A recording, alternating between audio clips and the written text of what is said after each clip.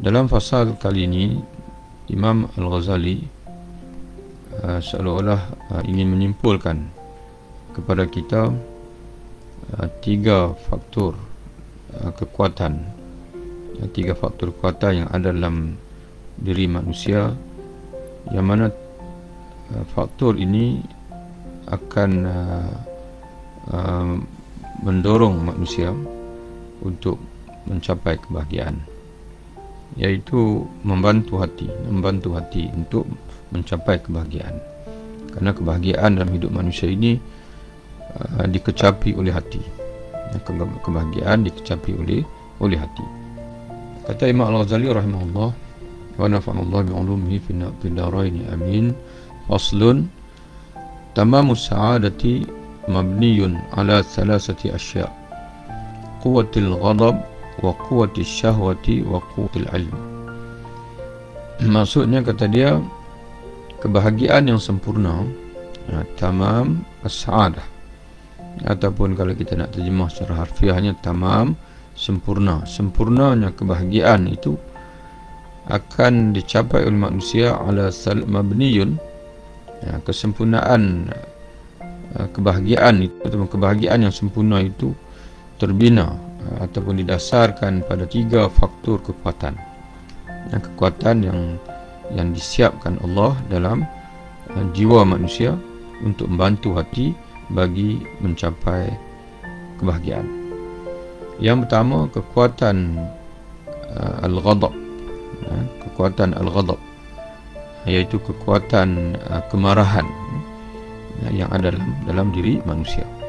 Jadi sebab itu, tuan-tuan sekalian, kena buang anggapan yang salah yang mungkin tertanam dalam diri kita, bahwasanya marah ini sesuatu yang tidak baik. Bukan, tidak.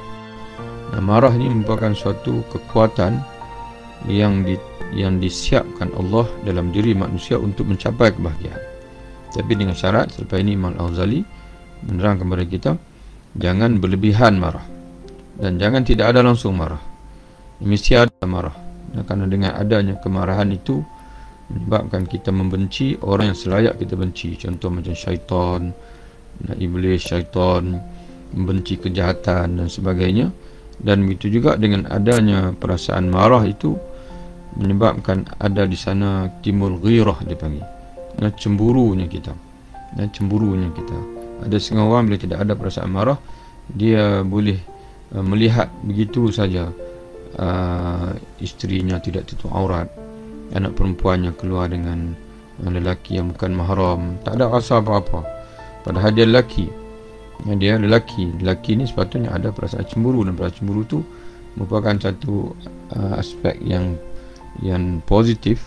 Cemburu yang sederhana, yang ada asas. Ada cemburu yang berlebihan, itu orang panggil cemburu buta, itu negatif, tidak elok. Lebih lanjut, insya-Allah Imam Al-Ghazali akan terangkan kepada kita. Jadi yang pertama, kekuatan al-ghadab, kekuatan kemarahan yang ada dalam diri kita. Yang kedua, al-quwwatus syahwah, kekuatan keinginan. Diterjemah oleh penterjemah kitab kita ini, Kiai Mustafa Basri, dia terjemahkan dengan kekuatan nafsu atau syahwat. Tapi sebagaimana kita ulang lagi, kita lebih bagi Anas inilah yang lebih selesa menterjemahkan kekuatan keinginan yang ada dalam diri kita itu. Keinginan pada makan, minum, keinginan kepada isteri ataupun suami, keinginan pada memiliki harta dan sebagainya. Itu sebenarnya memiliki kebaikan-kebaikan yang boleh membawa kita kepada saadah, kebahagiaan yang kita cari. Dan yang ketiga ialah kekuatan ilmu.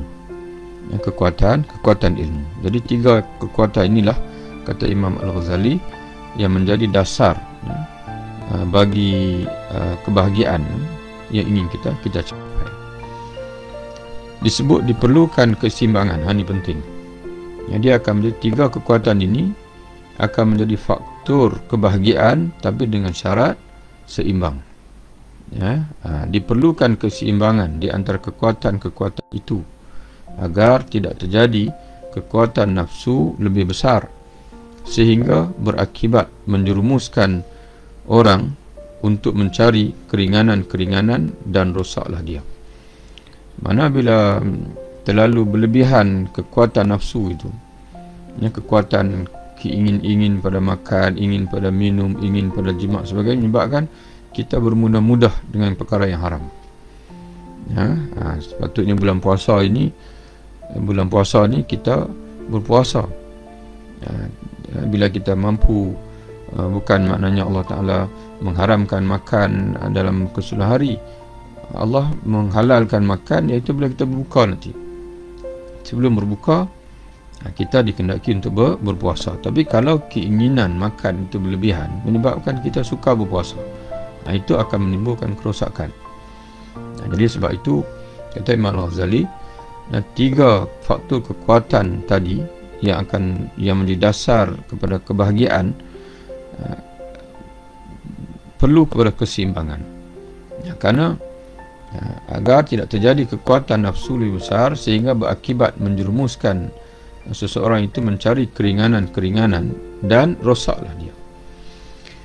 Atau kekuatan angkara muka, mana kekuatan kemarahan tadi menjadi lebih besar kalau tidak diseimbangkan, tidak dikontrol, tidak dikawal, sehingga membawa orang menjadi tolol dan mata gelap.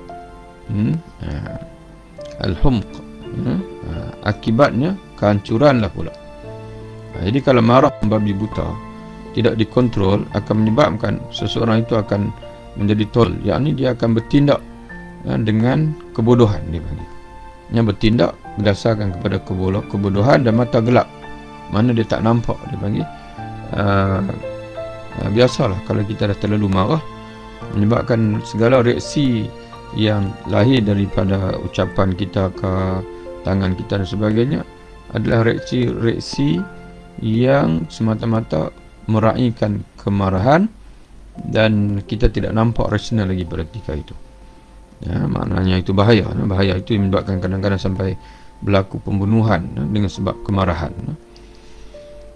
Kalau 2 kekuatan itu tidak berlebihan, kalau tak berlebihan, kekuatan keinginan ataupun kekuatan nafsu ataupun kekuatan dan juga kekuatan kemarahan tadi, kata Imam Al-Ghazali, kalau tidak berlebihan, dengan tuntunan, macam mana nak pastikan dia tidak berlebihan itu?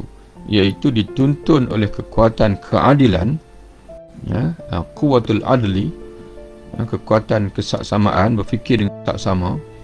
Nilai kalau kita nak ingin sesuatu pun kita cuba fikir dengan saksama. Kalau kita ingin marah sesuatu pun kita cuba fikir dengan adil, dengan saksama. Tadi kata dia, kalaulah dituntun kekuatan keinginan atau kekuatan nafsu dan juga kekuatan kemarahan itu dituntun oleh kekuatan al-adlu, kekuatan keadilan, iaitu tentu akal, dikontrol oleh akal dengan adil, maka akan berolehlah petunjuk ke jalan hidayah. Dan apabila beroleh petunjuk ke jalan hidayah, pastinya kita akan sampai kepada as-sa'adah, kebahagiaan. Dan itulah yang menjadi tujuan Imam Al-Ghazali rahimahullah wa nafa'allahu bi ulumihi fid daraini, amin. Dan menjadi tujuan dia menulis kita ini, iaitu Kimia As-Sa'adah, ramuan untuk mencapai kebahagiaan.